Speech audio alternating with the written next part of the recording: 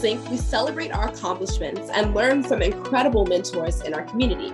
We're recognizing the changemakers and sheroes among us, women who show us what it means to be strong, smart, and bold. Hi, I'm Kennedy Mitchell, and I'm honored to highlight a living legend in television, the first woman and first minority to anchor the daily evening news in Atlanta, Monica Kaufman Pearson. Miss Pearson spent 37 years at WSB-TV and won 33 regional and local Emmy Awards for her reporting, anchoring, and celebrity interview show. Since retiring in 2012, she stayed very busy earning her master's degree, writing a magazine column, hosting radio and television shows, and serving as a motivational speaker. Miss Pearson was inducted into the National Association of Black Journalists Hall of Fame in August 2016. She's a 50-year member of Alpha Kappa Alpha Sorority, Inc., and she's a breast cancer and liver cancer survivor. Welcome, Ms. Pearson. We're honored to have you join us on Girls Lead the Conversation. Thank you so much for having me, Kennedy, especially on this, your very special day, your birthday. So happy birthday. Thank you. Okay, so why don't we go ahead and get started? All right. So Girls Inc. inspires all girls to be strong, smart, and bold. What inspired you to become a broadcast journalist? Well, Kennedy, when I was growing up and I looked at television, I didn't see people like me on television. So this was never what I thought I wanted to be. I was going to be a school teacher. So my bachelor's degree is in English and philosophy because I was going to be a school teacher. But along the way, I got a job in a bank that was across the street from a newspaper that needed a newsroom clerk. So I went to work as a newsroom clerk. Then in 1968, when Dr. King was assassinated, many of the newsrooms in both television, radio, and newspaper looked around and saw they did not have many people of color working in their newsrooms. And the problem became, after the riots, is that many white reporters were not welcomed or allowed into Black communities that had been affected by riots. So in 1968, Columbia University and the Ford Foundation started a program called the Summer Program for Minority Groups. I was working at the Louisville Times as a newsroom clerk. I was selected for the program in 1969. In 68, they did television. In 69, they did print. So I was a newspaper reporter hoping to become one. And I came back to Louisville, Kentucky after a summer in New York at Columbia as a reporter and worked at the newspaper for 5 years. Now, I guess you're saying, how'd you get from newspaper to television? Well, to make a long story short, after I'd been at the newspaper for 5 years, I decided I wanted to give television a chance. So there was an opening at one of the local TV stations, WAVE. I applied for it because I wrote well, so I thought for sure they would want me. And he told me, one, I didn't look the part, and two, my writing was too newspaper-ish, and three, I didn't dress the part either. So when he told me all these negatives, I said, well, how do I change it? Now, that's the first lesson I love to share with young women. When somebody tells you something that is destructive, like, I don't like your hair, I don't like your makeup, you can't do this, you ask them why. And if they can't tell you how to improve it, that means it's destructive criticism and you ignore it. Constructive criticism tells you how to do it and how to get better at what you want to do. So I pressed him on it. I said, well, what do you mean I don't look the part? And he said to me, well, you're nice looking, but you're not pretty. You need to learn to do hair and makeup. Now, this was in a day when you could get by with that. You can't do that anymore. And then I said, well, what do you mean about dressing? He said, well, you still dress like you're a college student. You need to learn how to dress like a professional woman.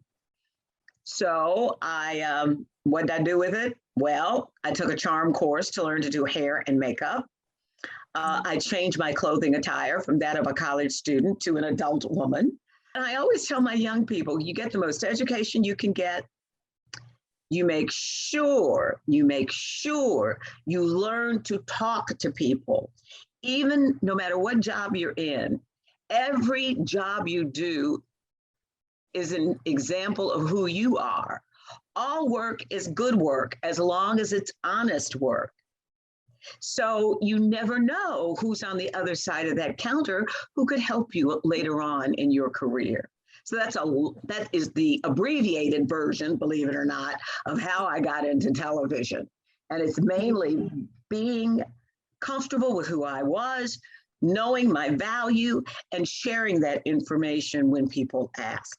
It was not bragging. It's not bragging when it's true. Thank you for sharing that. So what was it like to become the first woman and the first woman of color to anchor the evening news in Atlanta? And why is that kind of representation important? I am always pleased when I have people in their 20s and 30s walk up to me in a store and say, thank you so much, because I didn't know I could do what I'm doing now if I hadn't seen you on TV and saw the stories that you did that featured Black people in roles other than criminals. Because my whole job was to use people from Clark Atlanta, from Morehouse and Spelman, and Black people who were in positions of authority in the stories that I did. Because I don't know who said it, but I think someone said, if you can see it, you can be it. And so I'm happy when I meet people who say, thank you for being there. As a brown girl, I didn't know I could have that opportunity, but you showed me that I could. When I cut off my hair into a fro, and I was actually going through breast cancer, but I just cut it all off just in case I had to have radiation and it was fall out. But it was amazing how many young women wrote me and said, you've shown me it's okay to wear my hair the way it looks good on me and how I like it, and that I don't have to try to be someone I'm not. So representation is more than just having a face on the air. It is an opportunity to show people who they can be. It is an opportunity for people to dream and to see their reality in someone else. Representation means, as that saying goes, if I can see it, I can be it.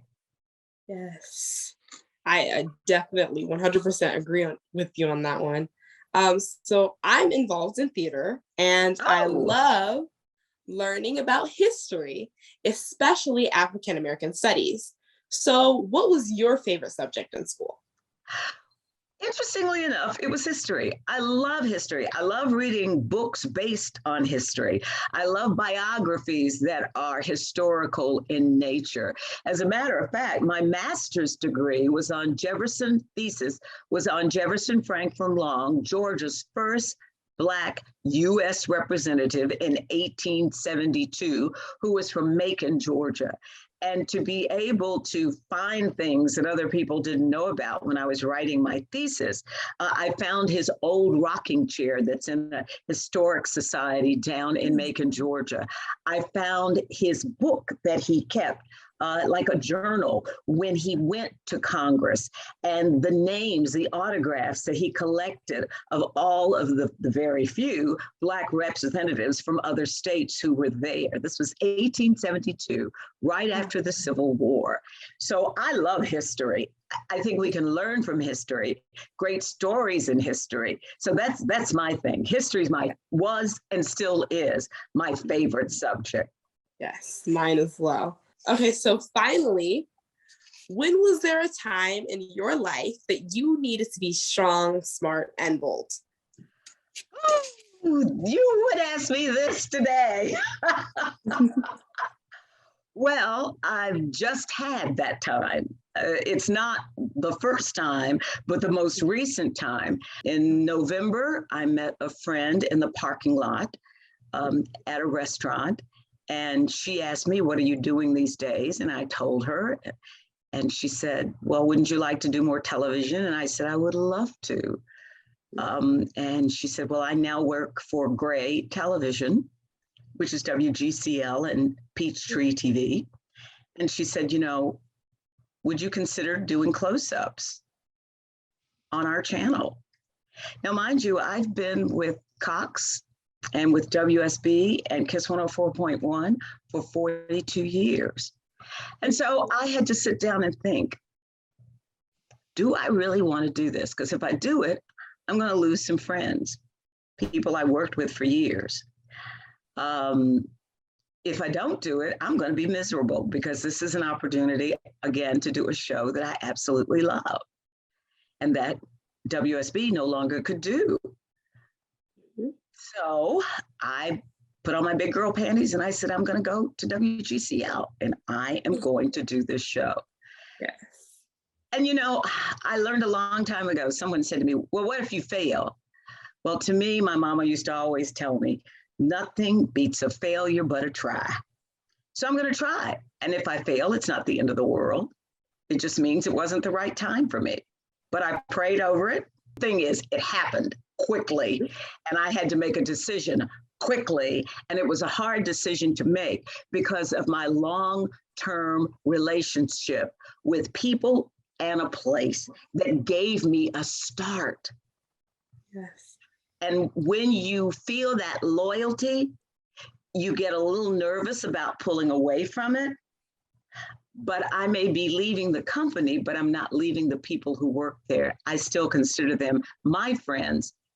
But that was a bold move on my part for two reasons: to leave a place where I was most comfortable, go to a place that's new, and to try something that I haven't done in 9 years. I have been off the air doing close-ups interviews for 9 years. Wow. But as Hattie says, nothing beats a failure but a try. Yes. Well, Ms. Pearson, thank you so much for speaking with me. It was truly inspiring to learn more about you and your story. You were indeed strong, smart, and bold. And thank you so much for taking the time out of your day to come and talk to me for my birthday. I will never forget this day. Oh, Miss Kennedy, I got a couple of questions for you now. Oh, yes. So you said history was your favorite subject. What do you do in sports? Okay, so in sports, I actually, I do a little bit of dance. You know, I'm not a big dancer. I do a little bit of dancing, but my favorite sport is basketball.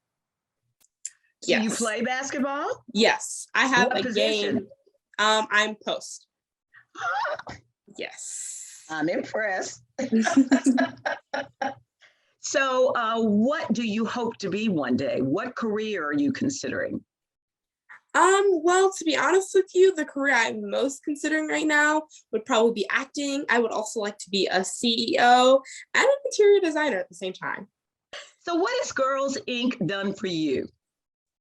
Girls Inc. has done a lot for me, especially made me the person I am today. You know, sometimes you have to get out of your shell to open up to people and be able to be the best version of yourself. And that's what Girls Inc. made me.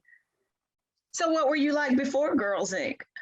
Well, I was still myself. I was a little bit more shy. You know, I was kind of like closed in. I didn't really want to let anybody in, but now I feel a lot more open and I'm able to talk about things and touchy subjects that I wasn't able to before.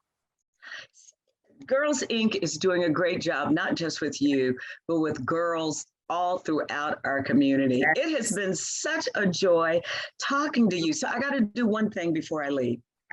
Can I sing happy birthday to you? Yes. Okay. This is for Kennedy. Happy birthday to you. Happy birthday to you. Happy birthday, dear Kennedy. Happy birthday to you. Happy birthday to you. Happy birthday. Girls Inc. of Greater Atlanta is able to provide great programming and resources because of our kind donors and sponsors. This episode of Girls Lead the Conversation is made possible thanks to our friends at Aaron's. At Aaron's, their mission is to enhance people's lives by providing easy access to high-quality products through affordable lease and purchase options. They are strategic in inspiring and developing their leaders. Aaron's is proud to support Girls Inc. of Greater Atlanta because they believe in our youth and believe in our mission of inspiring all girls to be strong, smart, and bold. Thanks for supporting Girls Inc. of Greater Atlanta. To learn more about us, check us out online at girlsincatl.org.